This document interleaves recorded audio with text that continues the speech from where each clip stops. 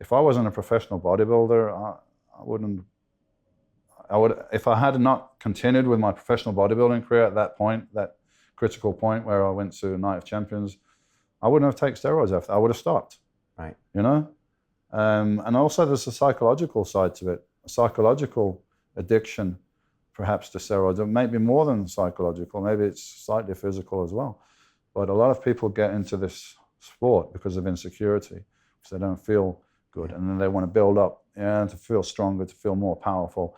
And, you know, steroids will allow you to take that to the next level, you know? So if your whole importance of self is built up in how big and muscular you are, you're never going to want to stop taking those steroids, because you're going to lose that when you can't, it's not, you know, you can't keep that level of development when you stop taking those hormones. You will come down to a degree. So, and there's going to be a crash. There's going to be a physical crash. There's going to be a mental crash. All those things you need to, you know, before you step on that merry-go-round, you need to think about those things.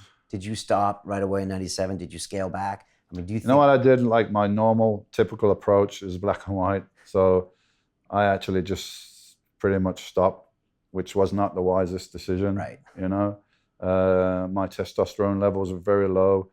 I was still married at the time, and we were thinking about to try for another child. And my sperm levels were nearly non-existent. After 18 months, 2 years, my daughter was conceived. So things were coming back to normal. Okay.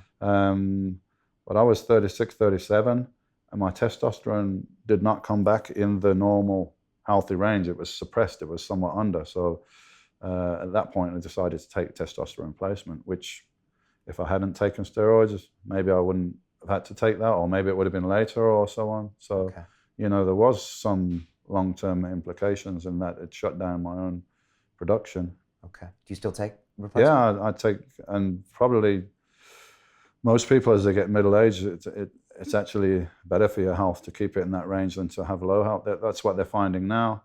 People with low testosterone have much greater heart disease, more of that aging-related disease, diabetes, arthritis, these kind of things.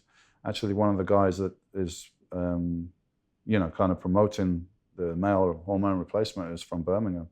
And he said he's had patients that have been on multiple medications for, you know, for these, you know, diabetes, arthritis, different things. And he put them on a testosterone replacement, basically is off all the other medications. So maybe it's a cheap way for the NHS to avoid, you know, all those other medications and problems that come with aging. They're all age-related diseases, you know. Do you think steroids are too easily accessible now for the high school football player, you know, for the girl who wants to get in shape for the beach? Maybe that's not the best example. Or do you think there's too much of them out there? Because when you started, only bodybuilders took steroids. Yeah, because it was some like a subculture, and it was only in that world, and people outside of it hadn't really heard that much. And I remember when I first started training, I asked a couple of guys in the gym, and they were a bit like, you know, oh no, we don't take them. Or, you know, it was a bit like that. It was like an inner circle they had to penetrate, and like, you know. To really find out. Yeah. To watch the rest of this fascinating interview, click on the link below and go to LondonRealAcademy.com. There you can sign in with your social media, log in and watch the rest of the episode for free, along with all of our episodes on London Real, my webinars, and all of our premium content, all located over at LondonRealAcademy.com. So click on the link below. You'll be directed there, and you can watch the rest of this fascinating interview, and I'll see you there.